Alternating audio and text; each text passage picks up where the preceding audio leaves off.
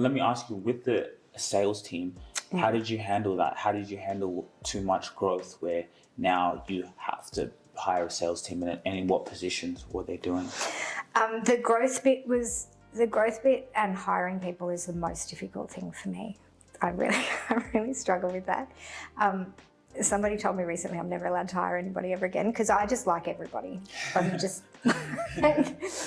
just think, and I think it has been one of the biggest things for me to learn is to think more about what, their motivation for wanting to work for Peppermint IT as opposed to what I can do for them. Because I'm very much like, how can I help you? What can I do for you? That's, but that's just how I've been brought up, I guess. And so, so I know like people would come to me and they, if they tell me some story about, I really need some money for blah, blah, and I was like, oh, okay, I'll give you a job. I'll help you out. And that's really lovely. But, if they then don't pull their side of the bargain because they just want the money and not, don't have the same passion.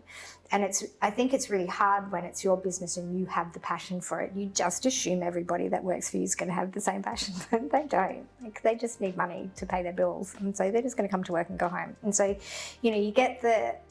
you get the wonderful people who arrive with just passion and energy and they want to help people and they want to, because basically we're like nurses, technology nurses, right? We're just like working out what the problem is and working out how we're going to fix it. There's diagnosis. It could be this, or it could be this, or it could be this, and we're going to fix it. And and so building the team was hard. I went a bit too hard too early, and I paid some high salaries where we didn't really get the return back on those. And so I've definitely learned from those lessons. And in the new structure I've also got some amazing new accountants who do me weekly cash flows, and I'm just looking at that P&L every day, just really making sure that. At ETS Rubasha Media, we help you become an industry leader. How? Well, we manage your podcast. A podcast is one of the most powerful ways for you to get your voice out there authentically, so you can teach and be an expert in your industry.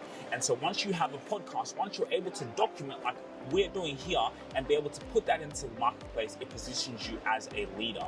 Now, what we do with that is now we position our CEOs to be speakers, right? So you could just be doing what you love, working on your business and speaking on workshops, having speaking engagements, hosting workshops. So we have an availability once you become a client here at ETS Rubasha Media, whether we're managing your podcast and your personal brand, to be on the list of one of our speakers. So now you can get booked for speaking engagements. If you want to apply for that, if you want to apply for the select few clients who we can be represented out in the world, so we can market you speaking to so many people, being that industry leader, and it's just going to get bigger and bigger.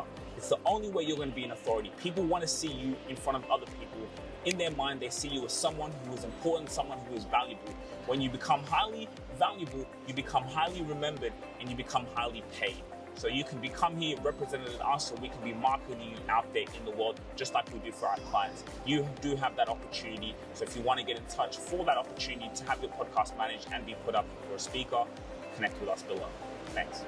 That the staff that we have, A, are good and can do the job, but B, are not taking too long, or they're not, wasting clients' time, because we have to charge clients for the work. That's the other thing that's hard for me. Like, I would love to not have to charge anyone, but, and I think technology is frustrating when you're dealing with it and it's annoying and something breaks and it doesn't feel like it's your fault and you have to call somebody and then you have to pay to get it fixed. It's just annoying. And so, most people that come to us are annoyed when they get here. and so it's our job to kind of like somehow fix their problem and make them feel grateful that they had to pay us to, to fix something that annoyed them in the first place.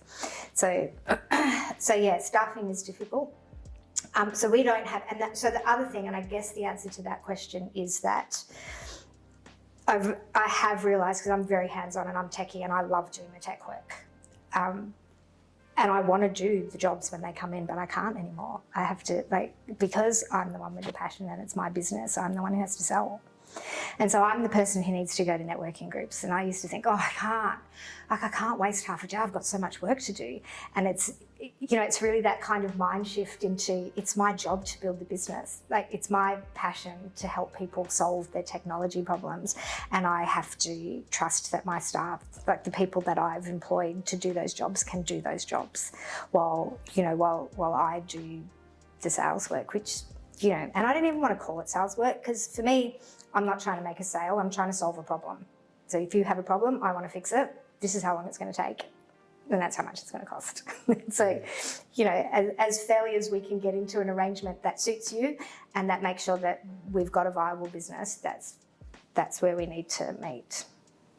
Because it's like you're the face, right? You're the passion. If you really enjoyed this video, make sure to click here, and I'm sure you're going to love that one.